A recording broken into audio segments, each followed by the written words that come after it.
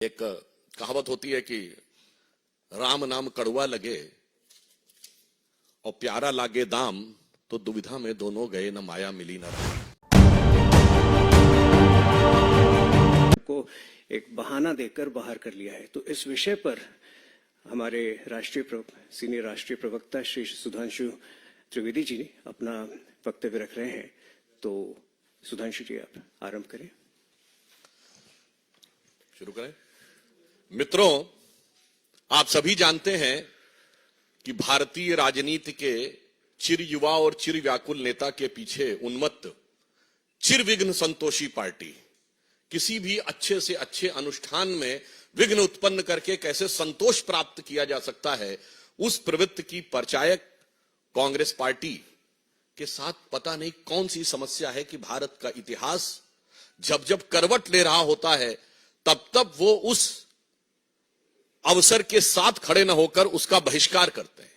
अभी हाल में आपने देखा, चंद महीने पहले की बात है, पिछले वर्ष की, नई संसद भवन के उद्घाटन का बहिष्कार किया।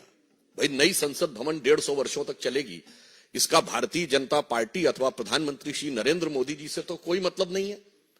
उस ऐतिहासिक अवसर का बहिष्कार किया, जबकि उल्लेखनीय यह है कि अंग्रेजों के जमाने की संसद का बहिष्कार नहीं हुआ था वायसराय के टाइम में। जीएसटी लागू हुआ, भारत के कर संरचना में, टैक्स स्ट्रक्चर में ऐतिहासिक पैराडाइम शिफ्ट हुआ, उसका बहिष्कार किया। G20 अभी अभी हुआ, पहली बार ऐसा हुआ कि 20 राष्ट्राध्यक्ष और वो दुनिया के सबसे शक्तिशाली 20 देशों के राष्ट्राध्यक्ष भारत में आए। क्योंकि मैं पुनः विनम्रता से कह दूं कि नॉन अलाइन समिट भी हुआ था, पर नॉन अलाइन समिट उस समय वर्ल्ड का पावर सेंटर नहीं माना जाता था, and G20 is considered as a power centre. उसमें महामहिम राष्ट्रपति के द्वारा दिए गए भोज का बहिष्कार किया। अरे, भारत की शक्ति का कितना बड़ा उद्भव था।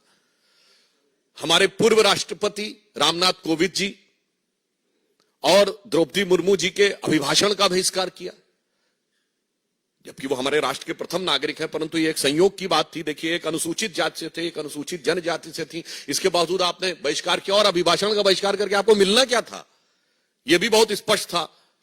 याद करिए, कारगिल विजय दिवस 2004 के बाद 2009 तक नहीं होता था। क्यों कांग्रेस ने बहिष्कार किया था कारगिल विजय दिवस का?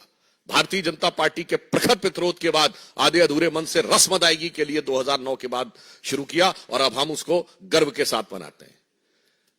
जब मई 1998 में पोखरण विस्फोट हुआ अटल बिहारी वाजपेयी जी की सरकार के नेतृत्व में, कांग्रेस ने 10 दिन तक बयान ही नहीं दिया, और फिर उसके बाद भी नकारात्मक प्रकार की प्रक्रियाएं, जबकि भारत ने पहली बार कहा था कि we have declared now we have become the nuclear state. कितना बड़ा ऐतिहासिक परिवर्तन था, परंतु उसके भी ये विरोध में खड़े हो गए। और तो और, पूर्व राष्ट्रपति प्रणब मुखर्जी जी, जो आप ही की पार्टी के थे, उनके भारत रत्न समारोह का बहिष्कार कर दिया। इसी बहिष्कार के चलते हुए जनता भी क्रमशः उनको सत्ता से बहिष्कृत करती चली जा रही है, परंतु उनकी बुद्धि परिष्कृत होने का नाम नहीं ले रही है।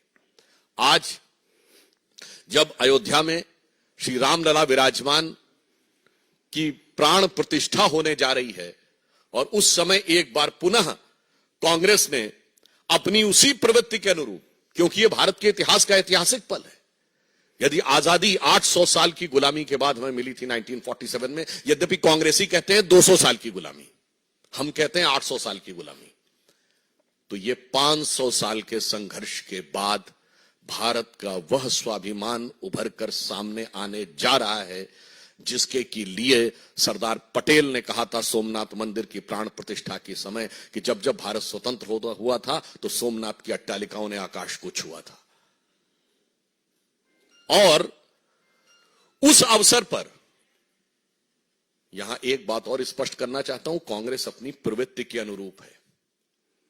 मैं आप लोगों के सुलभ संज्ञान के लिए कोट करना चाहता हूं कि जब सोमनाथ मंदिर की प्राण प्रतिष्ठा हो रही थी, तो जवाहरलाल नेहरू जी ने 24 अप्रैल 1951 को जाम साहब दिग्विजय सिंह, जो कि उस समय सौराष्ट्र के प्रमुख थे, यानी टेक्निकली द चीफ मिनिस्टर, और उन्होंने जब इनवाइट किया तो नेहरू जी ने क्या लिखा था, मैं बताना चाहता हूं, इसलिए कि कांग्रेस उसी परंपरा में चली आ रही है।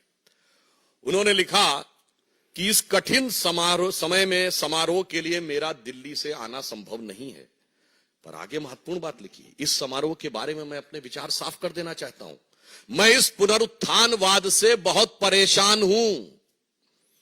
मेरे लिए बहुत कष्टकारक है कि मेरे राष्ट्रपति और मेरे कुछ मंत्री और राज प्रमुख के नाते आप, राज प्रमुख मतलब उस समय चीफ मिनिस्टर के नाते आप, सोमनाथ के इस समारोह से जुड़े हुए हैं और मुझे लगता है कि मेरे देश की प्रकृति के अनुरूप नहीं है और इसके परिणाम अच्छे नहीं होंगे।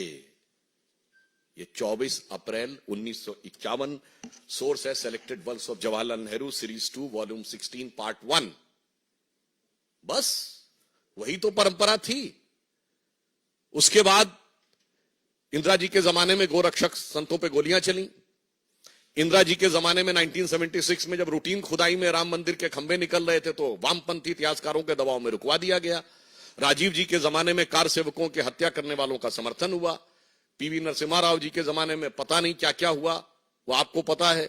और सोनिया जी के जमाने में आते आते राम काल्पनिक होने का हलफनामा तक हो गया। यानी ये बहुत साफ है कि यह प्रवृत्ति जो आज कांग्रेस ने दिखाई है एक मौका था कि आज आप अपने को बदल कर दिखा सकते थे, परंतु आपने ऐसा नहीं किया।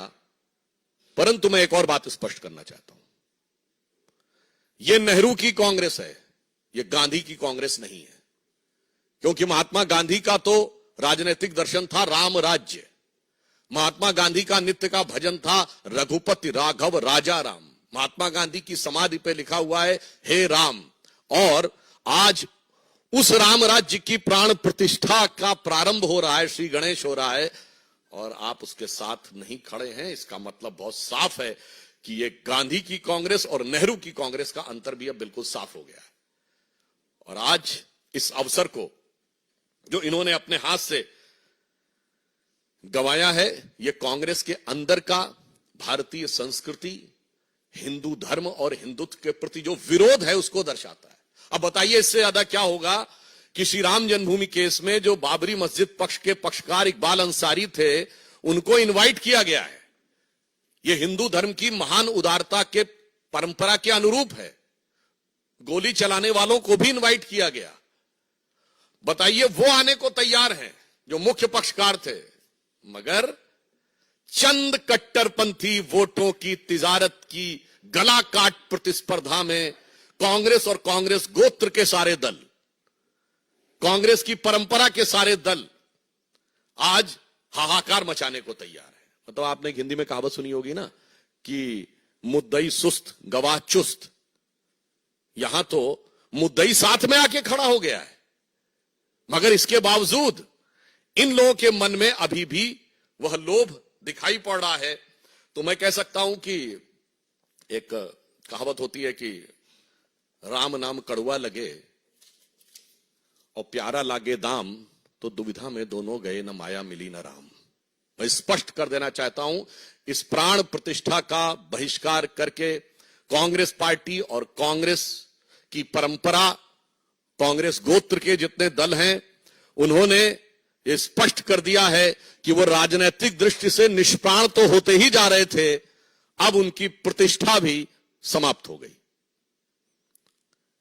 श्री नरेंद्र मोदी जी के प्रति आपके मन में जो भी ईर्ष्या है, द्वेष है, इंफीरियरिटी कॉम्प्लेक्स है, उसको लेकर आप भारत के विरोध तक चले जाते थे, आज भगवान के विरोध तक चले गए।